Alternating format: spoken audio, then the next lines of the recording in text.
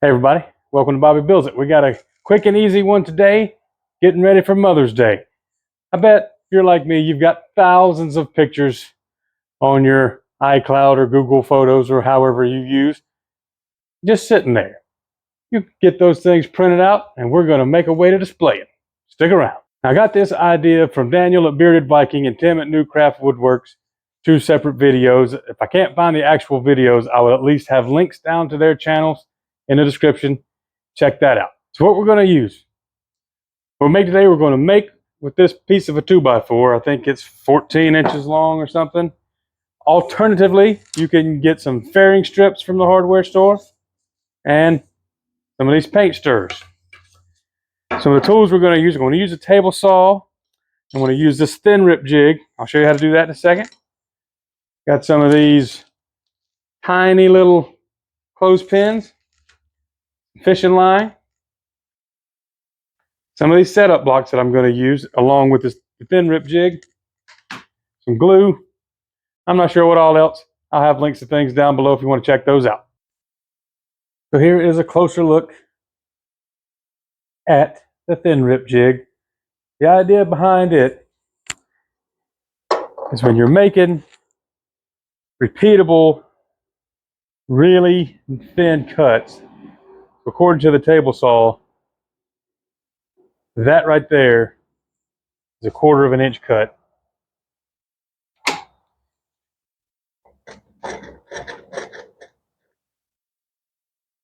There's not a whole lot of space in between the blade and the fence there.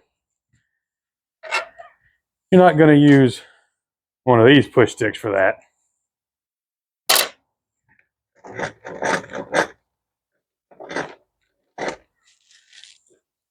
It maybe, if you have like a homemade one, has some catch back there, you could maybe do it like that, where you're sacrificing part of that, but I don't really like that either.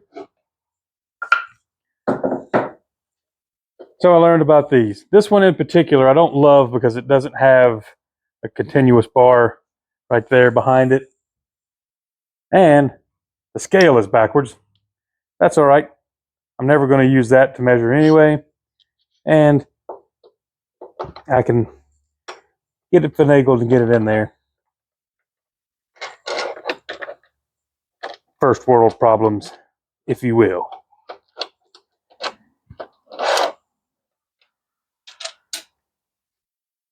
Okay.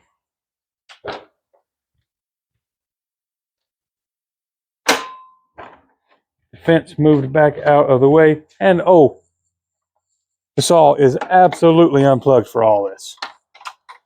Messing with the blade and whatnot.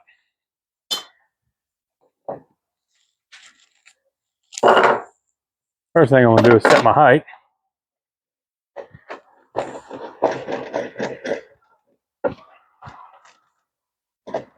So it's just a little higher than the 2x4.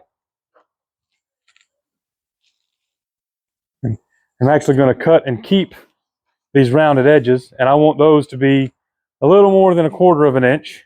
So I happen to have this 5/16 inch setup, but well, this is a 1/4 inch. Here's the 5/16 inch setup block. And put it against the blade. Put the jig up there. Go ahead and tighten it down. And loosen this knob. And bring it over till this bearing is touching the setup block. Tighten it back down. Get that out. Now we're going to move this back to the front of the saw, because you do not want the pressure up there past the start of the blade.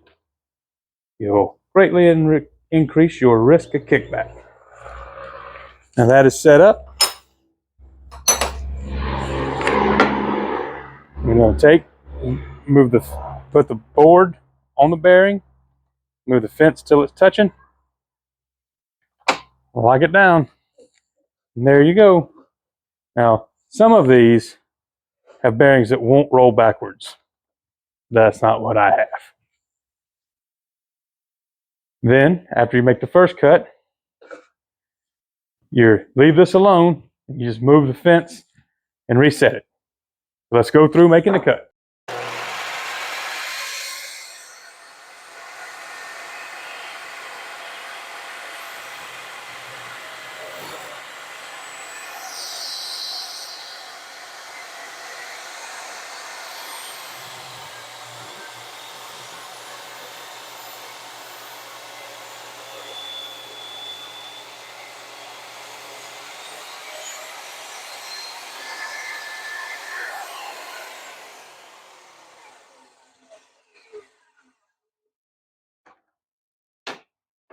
Right now I'm going to cut the other side off.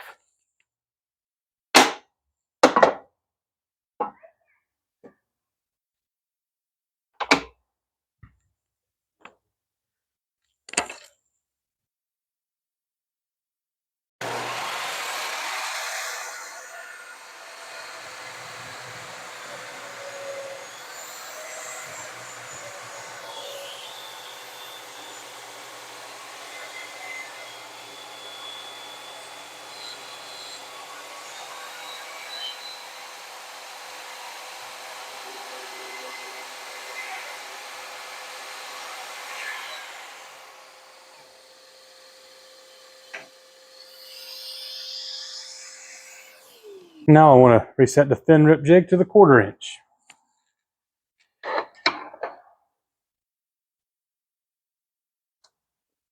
Tighten her down.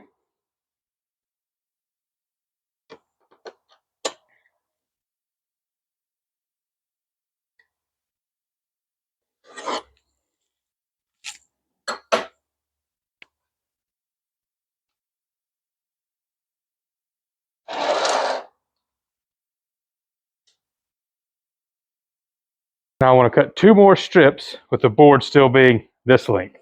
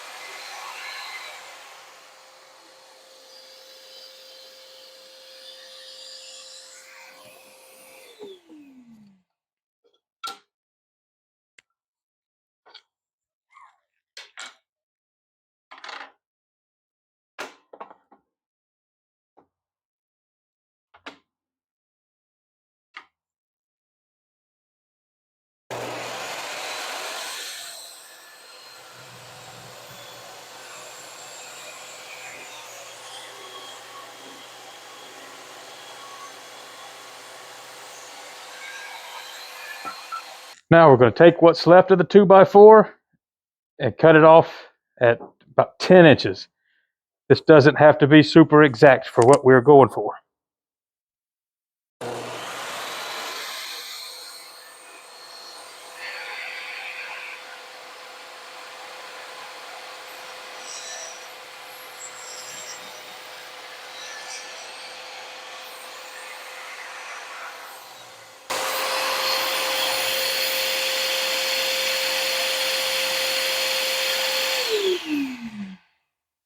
Yeah, I lined that up terribly.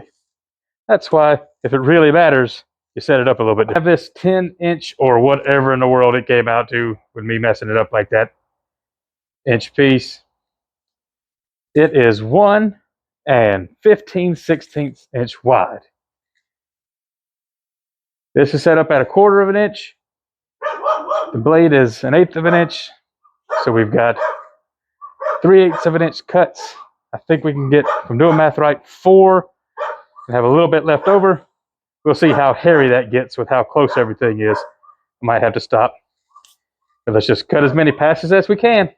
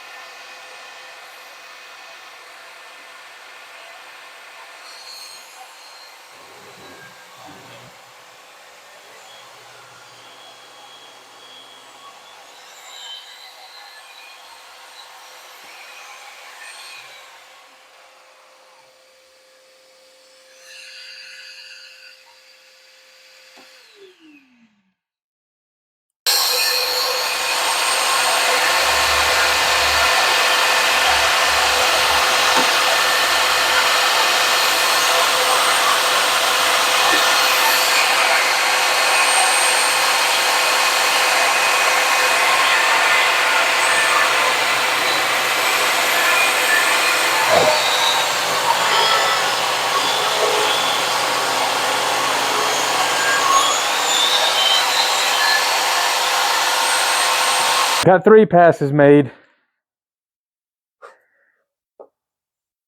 But this here, that just won't do. So we ended up with 3.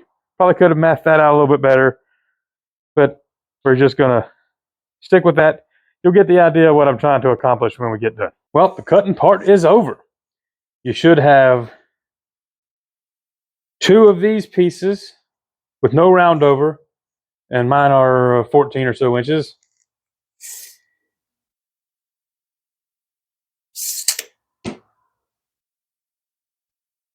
And 2 the same length that have the round over. And then I ended up with 3 that are those 10-ish inches. Now, this part, this is where this being a kid-friendly project really comes in. You don't even, it doesn't have to be square or anything. I am using these bench dogs to sort of help be a little bit square. Just put one down there.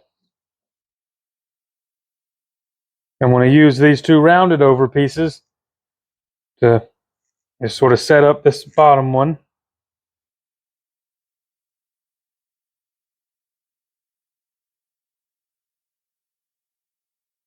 And then this is just what was left. It's serving as a spacer because these pieces are going to end up on here. I just want to make sure that I'm giving myself enough space on either side. There. Back this way a little bit. Line everything back up. All right, happy there. And a little bit more.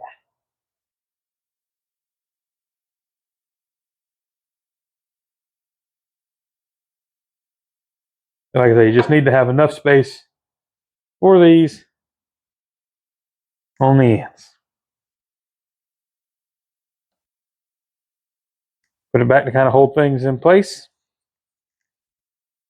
And the 3 10-inch pieces, we're just going to put one kind of right there. One kind of right there. One kind of right there. I said I wish I had 4 or 5, but that's just how this worked out.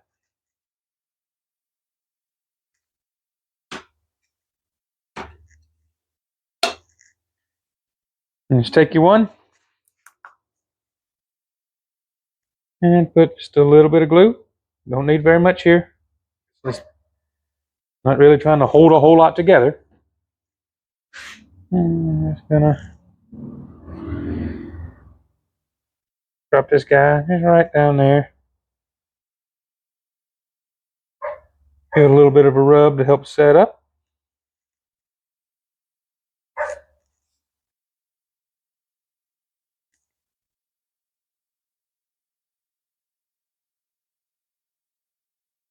Do the same down here.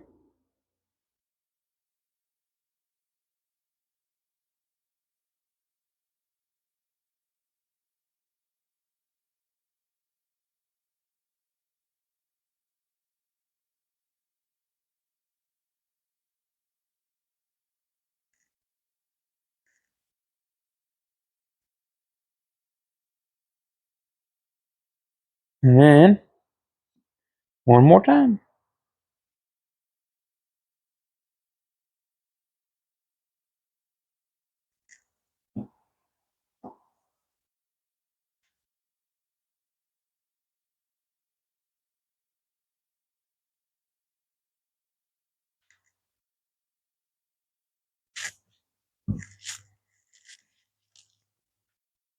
Now I got a couple of pieces of 2x4s that are long enough.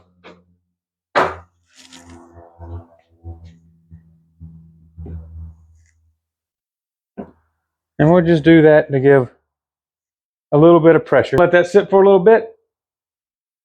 Then we're going to paint this part, and I'll show you what we're doing with these. And this is what we come out with. Then I'll show you right there that no clamping pressure, did just fine gluing. I'm going to break the pieces of wood before the joint held up, and it's not like that's going to be holding a whole lot of weight anyway. So we're good there. Next step, I'm going to get a few of these tiny little clothespins and glue them on. Then we're going to paint it. But remember, we're not painting these pieces with the round over.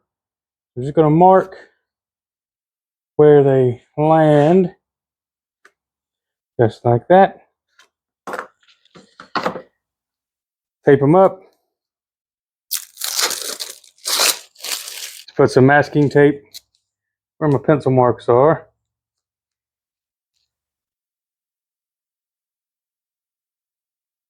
If you really want to, you can cover this whole edge. I'm doing this because, well, I don't really know how well wood glue and paint hold.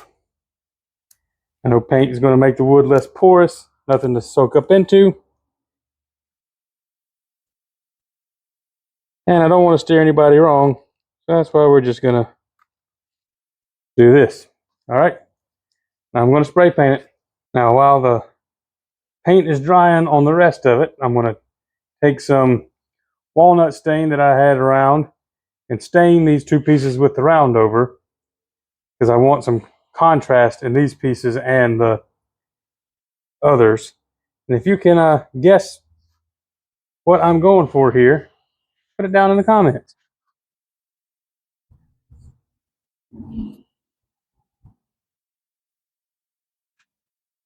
I was smart. I put my gloves on before I did start doing this, but you know.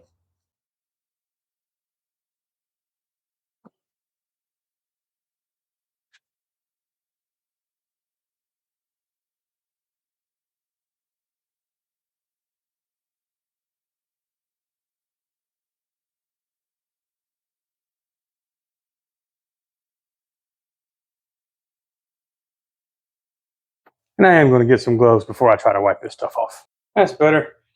Now let's wipe off this excess.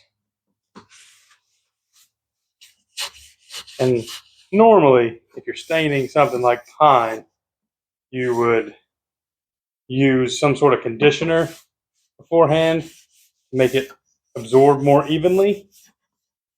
But for what I'm doing, I figured it being a little uneven would actually work better. Also why I didn't really sand anything at all. You can probably see some rough spots sort of right there. I did go and try to make sure there wouldn't be any splinters, but other than that, I wanted it to be a little on the rough side. And since this back is going towards the wall, I decided not to really put stain on it, but I saw where some sort of seeped through when I was doing the edges, so trying to get that dried up too.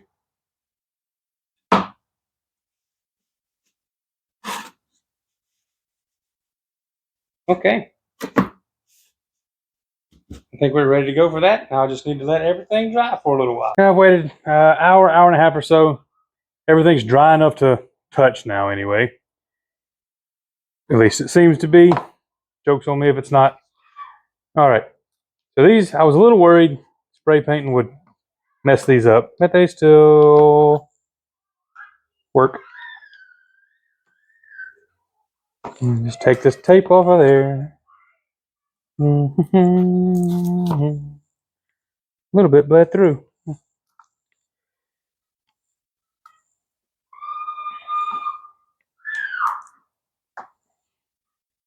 And just clean up your glue bottle.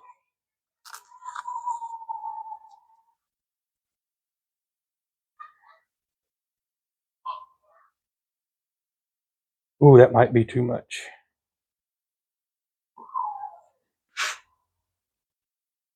Get some glue on there.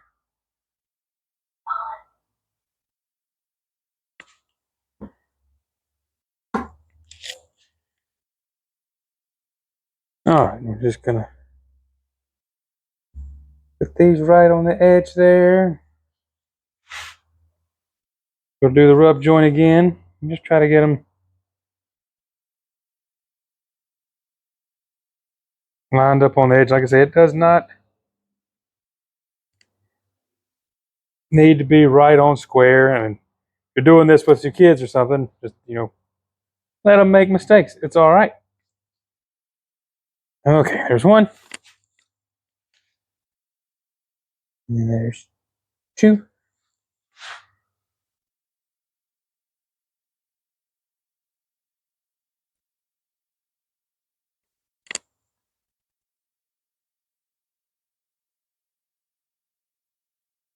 And then I'm going to let this set up a little bit and do the finishing touch. Have you guessed what we're going for yet? Have you figured out how the fishing line comes into play? Well, I'm going to tie this whole thing together. Now, I don't know what glues would and would not work with fishing line. I don't have any idea.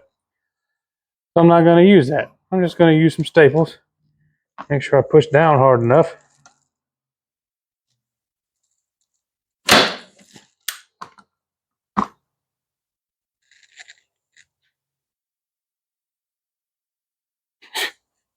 Well, that didn't work.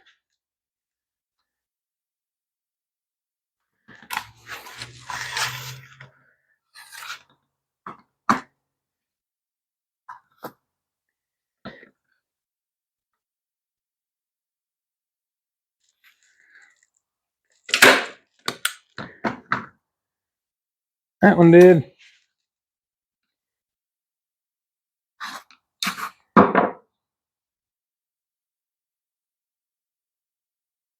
Get this out of here. Pull this tight, but not like guitar string tight or anything. Put another staple in, see if we can do better this time.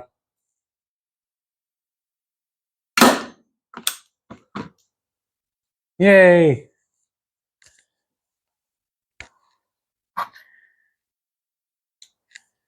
Get rid of that extra. And this is meant to evoke a fence with a clothesline or a telephone pole back there. And then go online, print out some of your favorite pictures that you have taken. This one is of me about to go down a little waterfall rapid there.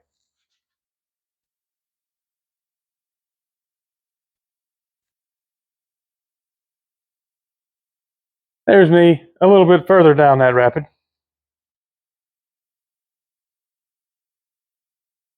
Here's me having fallen completely out of the boat.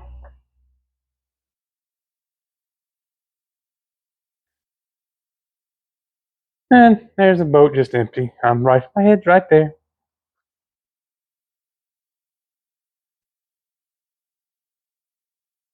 And this one is of me and my buddy Odin. If he's still with us in May, he'll be 21 years old. And there you go. There is your general idea. I've got some of these sawtooth hangers to put on to hang it on the wall. I'm not going to do that right now. I'm moving this around more than I actually want to be right now. I'm just going to put them on this cross piece right there. And there you go. Now, you wanted to use like I said, the same idea, the fairing strips. Just cut 2 for your verticals, 2 for your horizontals. Then you can get these paint stirrers, and it may actually, improve the picket fence look if you use the top and paint over them. Just cut them to size. That's all you got to do. There's your Mother's Day gift. That's going to wrap this one up. Since the last video I posted, I've passed the 500 subscriber mark. Thank you all who have subscribed. It just blows me away. I never thought I'd even get to that point. We're just going to try to keep growing from here, and hopefully these videos will get a little bit better. Say hey down in the comments. Don't forget to share it if you don't mind. See you next time.